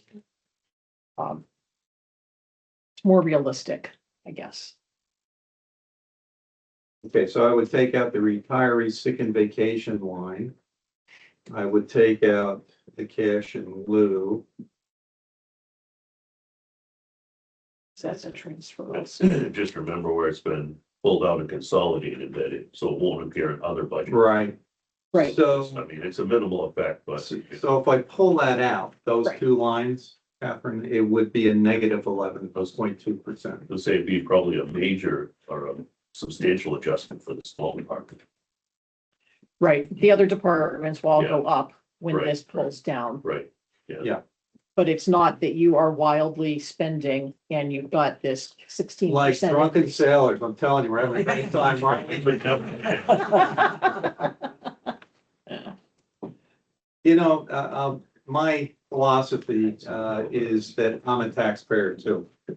So, believe me, you know, we try, it's hard because of after COVID, everything went nuts. And I think that's the jail's biggest problem. You know, when you were looking at those reductions that Brian was talking about, the nurses were holding us hostage. They basically said during COVID, either you give us $5 an hour or we're going to Maine General. Well, where does that leave us? And I think that's probably why you're seeing some reduction there, because we're not being held hostage anymore and things have leveled out. And it's not an easy, thing to manage. Yeah, Brian and Corey, I'll give them credit. They do a good job over there. Well, it was nice that Ken pointed out that it's the team effort, Absolutely. but Absolutely. everybody's presenting their own budget, so. Yeah. You know, they get the accolade. Yeah. I guess we should have dumped on Ken for having $1 million increase. Yeah, Well, you know, every bargaining session starts off like this.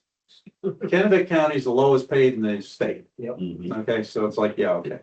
So then, you know, Ken was telling us if we don't do anything, we're gonna lose 5 deputies, and then so we're dealing with that.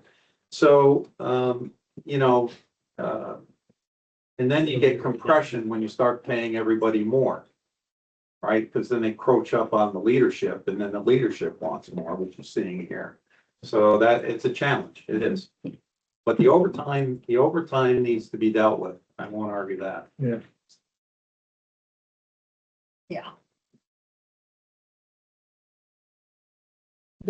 Anybody else? This one? okay, we're all set. Good. All right, Wow, we're flying. good. Let's see. NYT's here, facilities this year, finance this year, the treasurer. I think facilities is next. All right, then let's hear it for the facility. We had a really great trip, but a large number of us, went through. Honored, it. extinguished, yes, I even. Actually, everyone I here. dressed up for you guys. Yes. Yeah, it's pretty good. So, yeah, we did a lot of this work prior to this meeting. We got to tour the buildings, we got to see firsthand the situations that I'm up against.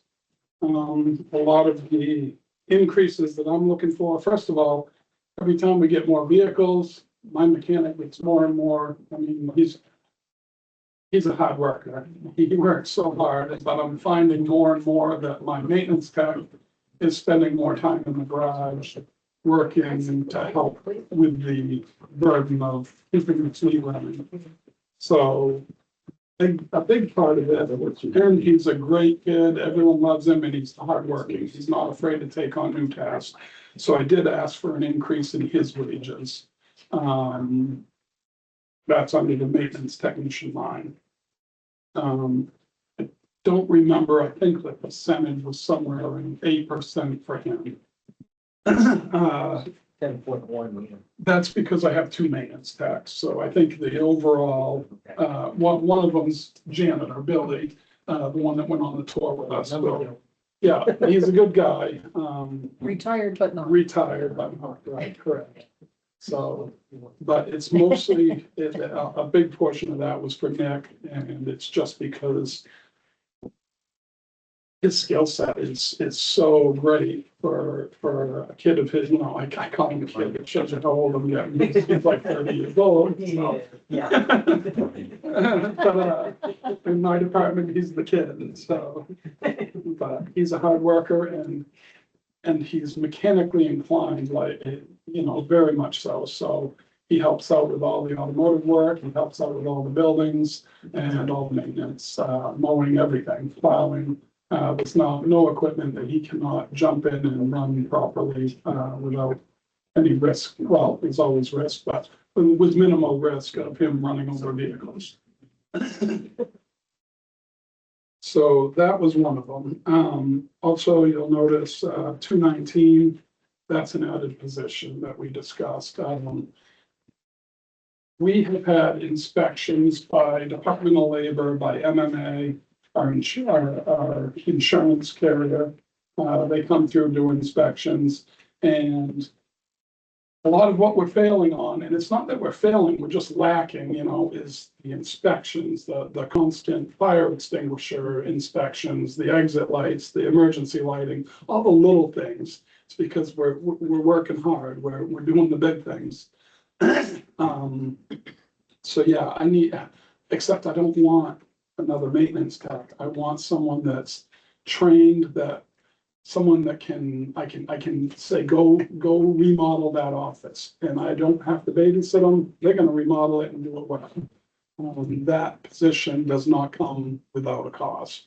Those skills take many years to get to, and that's what I want. I can't just hire a teenager or a 22, 23-year-old. I need more experience. And you need somebody who is pride in the work. Well, I can't state that I'm gonna hire a particular person. Yeah, We're gonna do a hiring process, but I want that skill level. yes. So yes, the gentleman that he's definitely interested in the job, will have to do the hiring process. But he's gonna throw his hat into the ring, and we want that kind of skill set up. And where's that listed on the line? The journeyman. Yes, under journeyman. Okay. Mr. Journeyman up Hey, there. Dan, Yes, sir. do me a favor, talk about the number of times you had to remodel offices in the courthouse because of water damage and other things, Yeah. because of the age of the building. And And actually, I think the judge just called you, didn't she she? did. She's wonderful. She's a sweetheart. Judge Libby gave me a call and just was so thankful that we got to get in there, and the wall that I showed you that in the corner of probate, we did both that wall and the upstairs wall this past week. It looks like a new wall. Wow. It's all repaired, repainted, and it looks great. So these are the type of things, but I have to, for that same individual, I had to hire him for a week to come in, help out, and it's for a self-employed contractor, it's not cheap. So if I could get a journeyman with his skill set for a lot less money, that would be great for the county. And so that's what my goal is. Right now, we're contracting all of it. Right. Not all, but a lot of A lot of it. it. There's just so much, What was the total cost of the water damage? approximately $500,000 was the insurance claim we had a microburst come through the front lawn of the courthouse over there at 95 State Street. It went through the tree, across the catwalk, and across the corner of our buildings. We had an old chimney, and the chimneys on that building are crazy high. They're like 20 feet high. So what happened was it took one of the brick chimneys and threw it through the roof. Wasn't that, a 10-foot hole in the roof, we can repair that. But what happened was it broke a 2-inch sprinkler pipe in the attic space, which took about a half hour. I was on the interstate heading towards Augusta. Megan Maloney called me. She just happened to be working late in her office. It was like 6 o'clock in the evening. And she says, it's raining in the building. I said, raining? And she said, yeah. And the problem is it stopped raining outside. I said, oh, great. So I'm on my way. So, but by the time I got there and shut the sprinkler system off, first of all, figure out that it's the sprinkler system causing the water and then get it shut off. It's about a half hour of heavy water pouring across the attic space in both directions and flooded from the attic space down through the Supreme Court, down through the DAs and into the basement. And it flooded the entire end of the building. Not only that, it caused pressure on the county from the state to get that courtroom It done, did. because they had these meetings coming up. And Yes, then they had people who are coming in to do wiring. So, there were a lot of pressure, and unfortunately that burned through I'm now fortunate. I mean, the nice thing about my overtime line is that we rarely use it through the summer. It's mostly winter snow cleanup. And this year, you know how many storms we've had. My overtime budget is just about short, but it was in part because of that Superior Courtroom, putting everything we had into finishing it and then all the snowstorms. So I'm not gonna ask for more on that overtime line because I think next year, it'll even out. I think that'll be fine. Let's hope that was an aberration. That's right. And the more work we do in these buildings, the more care we put into them, the less the risk is. For instance, after that storm, we went up on the roof, and while we were having the roof project done, we started looking at all the chimneys and, okay, which ones of these chimneys can we reduce in size? Because there's like 10 chimneys on that building and only one in use. They're all aesthetic, they're all historical, you know, you gotta keep the historic look of the building, especially in the historic district, which is Winthrop Street and State Street. So, but the back chimneys, we're able to reduce them in size. They're not granite, they're just brick. So we can reduce them in size, cap them off, and repoint them and make sure they're structurally sound. So we've been doing all of that work. We've got new roofs on the buildings. These roofs have 50-year warranty on it's Eco Slate, it's called, and it's basically very thick vinyl type slate look-alike. So we've done that, and that was done with ARPA funds. I'm really not in favor of taking the federal money out of this pocket and putting it, you know, I understand it's all tax money, but that was a godsend for Kennebec County because the amount of work that we were able to do on these buildings is certainly helping us out with our local tax dollars. We have probably $3 million in just roofing alone. This building, we have all brand new Anderson windows in the Hill House. We have new roof on the top of this building, new roof on the top of the jail, and a new roof on the courthouse. And then we got the sheriff's department and we remodeled that entire building. If all my buildings were like that one, I would probably be unemployed because that building is been so great. Since we finished it, I almost never get called to that building. It's just a great building. Tell them what you found in these. Deeds, Or it's the not EMA. a great building. Not happy with that building at all. Everything we've done over there, we've had a lot of furnace issues this year. We started remodeling the EMA under the building, as you guys know, when we took the walls apart. And we figured out that the attic space had zero insulation. So basically, they had drop ceiling. That's the only insulation in the building. So we went through a couple of years ago and insulated the attic space as best as we could with the money we had at the time. But then when we started remodeling EMA under the building, we found that nothing was insulated. All the walls, you had sheetrock on top of brick. And there's no insulation at all. This is Maine. This is Maine. This is kind of, what's wrong with this picture? I was not the inspector on that building. Yeah.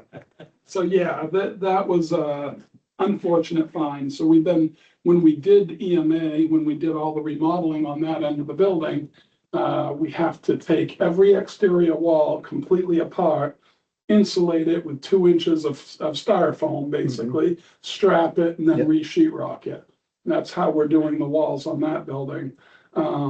We've done the entire EMA end except for one office. She's calling it her radio communication room, and we have that. She actually just got grant money, I believe. We're gonna be starting that in a few weeks. Is the thought. I don't know if it's planned yet, so don't hold me to it, but, the deeds end of the building, none of it's been done. It all needs to be. We need to go office by office around the entire end of deeds, take the wall apart, insulate it, put it back Is that together. in this budget? I would like to say yes, but that's gonna be, probably over several, years. Several years. Yeah, it's gonna It's a take. piece of it anyway, it gets We're, enough to we're get gonna started. piece it, yeah, and that's why you see in this, one of the large increases, because like I gave you the capital plan, the capital improvement plan. Right. It's a 5-year, 10-year plan. But even that, it's really not a plan, it's more of a, this is what needs to be done, but how do we do it? Well, So I that's- did double my capital improvement line for projects like that and the granite retaining walls that needed, they're caving in, there's no more waiting. But the elevators and the capital improvements that we discussed that night, they're not in my budget. They are in a separate plan that is a hopeful, let's see Right. where we can get and what we can do. But yeah, my plan, the capital improvement line that I have here is mostly to keep the contractor that I hire, the journeyman, Right. keep him busy. This will give me the money to supply him with the products to keep him working for the entire year.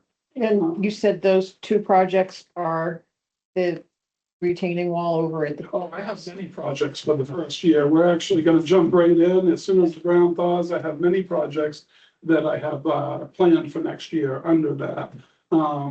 And some of like, for instance, I gave you, I don't know if you have the capital requests, this one here, that gives you, I don't know if they have this one. I don't know what was relayed to them. You sent it to us, right? This I one don't is, think it's in our book. this one I have kind of with the journeyman position filled is this cost. Without it, it's hiring contractors and it's this cost. That's on the sheet for you. Dan, this is the one they have. Okay, I'll work with this then.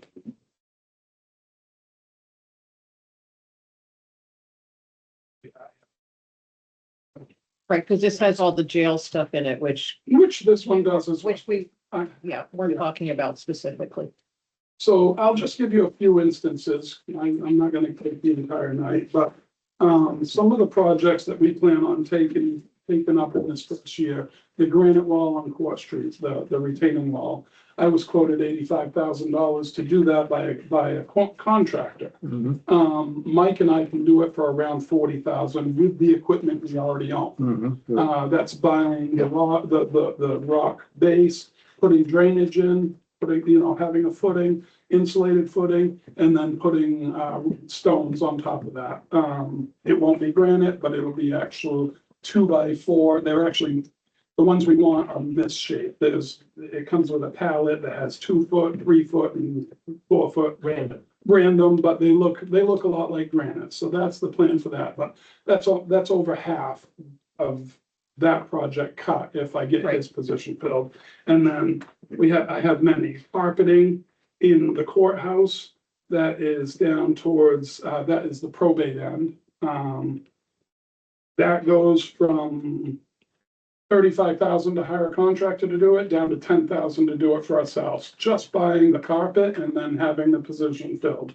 So you can see that there's a big variation. And we have, like, the building itself, the courthouse, it needs repointing. In between all the granite, a lot of the concrete is disintegrating, needs repointing. Well, we own a 60-foot boom lift and mortar is $5 a bag. So if I can sit a guy on the boom lift with a grinder and he's fully capable of repointing, he can sit on that grinder. So I guess what I'm saying is that's $1 million project, but if you had someone that was able to sit on that lift and do it, then any day I don't have a job planned for him, I'm gonna tell him, hey, jump in the boom lift and go do some repointing. Yeah. So just having a guy on staff with that skill that I can just put him on projects like that, in 10 years, we're gonna walk away with a really great building. So, but I have an entire list of savings, and just in 15 items, just to give you some reference, 15 items, if I have a journeyman position, the cost of materials is $160,000 on 15 projects. 160. 160. Yep. And for reference, that same 15 projects to hire hire contractors and sub it all out is 1.48 million. 1,480,000. That's the difference. No, that is the difference. One thing that I'm interested in is how the decisions are made to put capital into this budget versus how they're made to put into the capital plan. Well, I'll tell you, the biggest problem, the biggest part of the capital plan, a lot of it is stuff that a journeyman's not gonna be doing, like the elevators. Specific field, they're $100,000 per elevator. We have 3 of them that are in need, one in the jail, in the admin section of the jail, one in this building and one in the courthouse. So we're $300,000 There in, you go. and we've got a $150,000 item for the reserve. Correct. What should we have? This is the discussion that we had by email. Right. And if it was properly funded at a 5-year plan, you're talking $750-ish thousand per year. If you're talking to stretch that out to 10 years, you shrink that by half, but there really needs to be consideration because we're up against the wall on the elevators. We were told by our elevator company that these parts in this elevator, when they fail, they're no longer available. So when they fail, we're gonna have non-compliant public buildings Yeah. for ADA compliance. It's not really an option at the DA's, it's really not an option here. So those are things that we have to really consider. We have 3 AC units in the top of the courthouse. All of them are about 25 years old. We've been told by our HVAC company that they need replacement in the near future. We've been, in the summer, they break down. So I'm spending a lot of money just sending Augusta Fuel now Dead River up there every month or so to, hey, get this one running again for me. And they're telling me these things need to go. We need to replace them. It's the large things that capital plan is tackling. Exactly. And in fact, I think it would be really good if you could make a version of this that fits it all on one page. By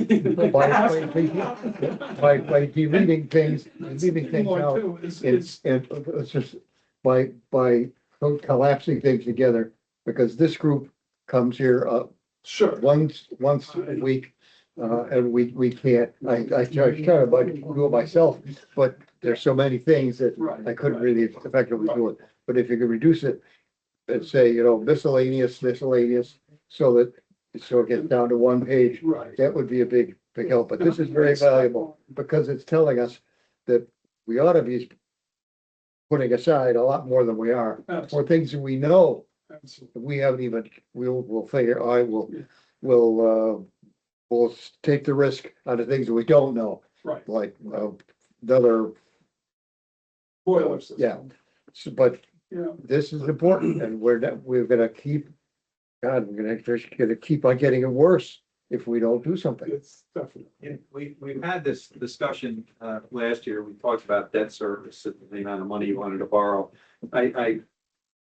Scott and I have talked about this a couple times with Dan, I think if you actually just put that money into the budget and gave in his capital line, like say another $100,000, Yep. right?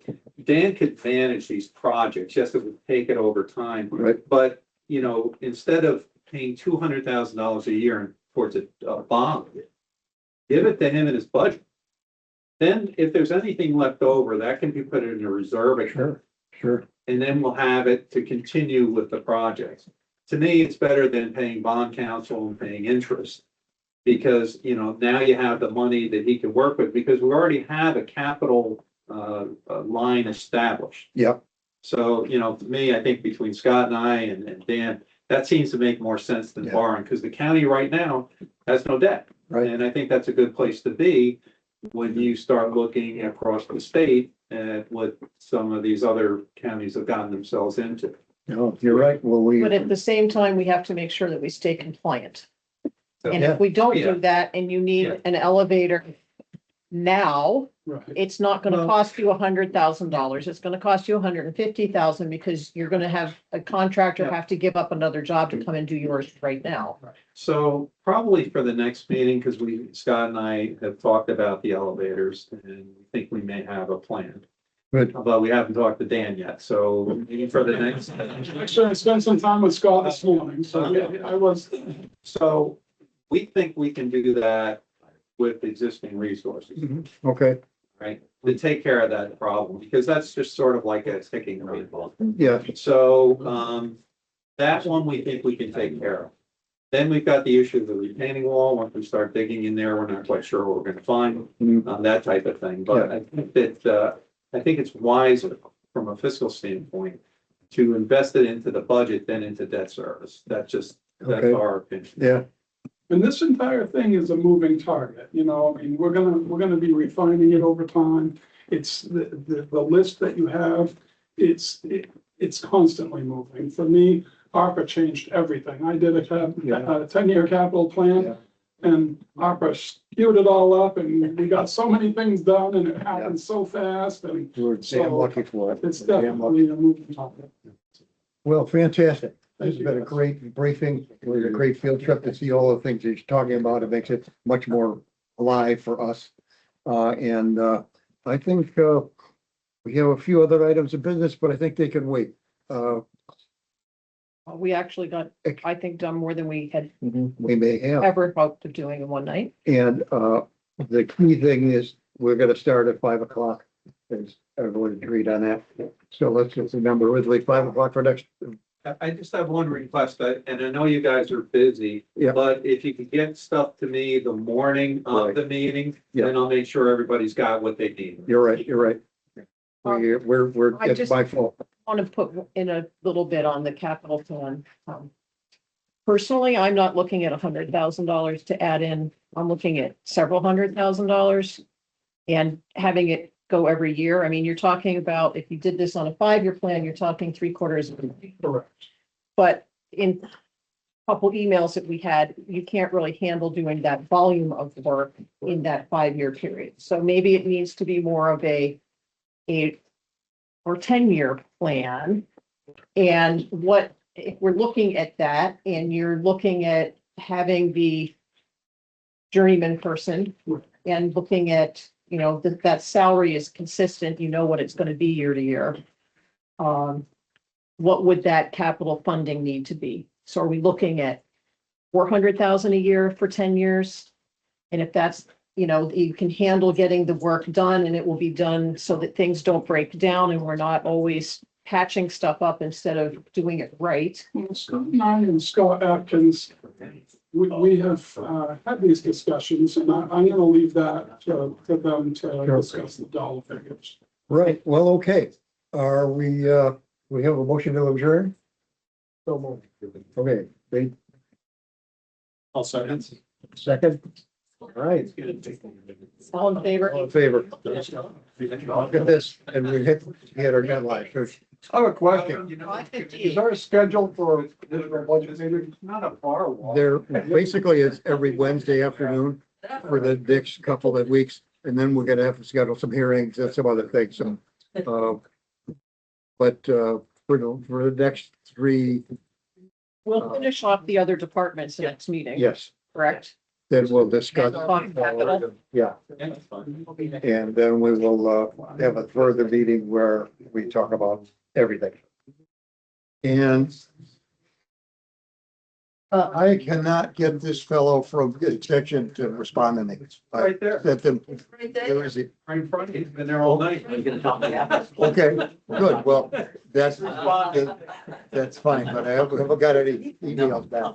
Anybody get David Field or something? One in the red. All right, good. Sorry. This is amazing. No, we never did.